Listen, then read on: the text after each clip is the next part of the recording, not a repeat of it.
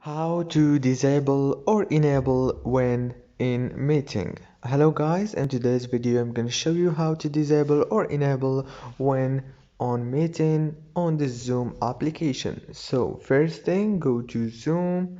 This is the home page as you can see.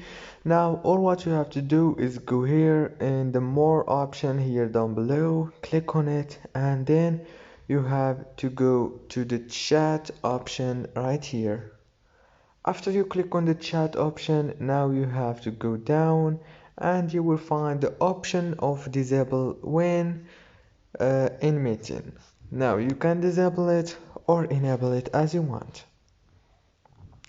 If this video was helpful, please don't forget to like and subscribe. See you in the next video.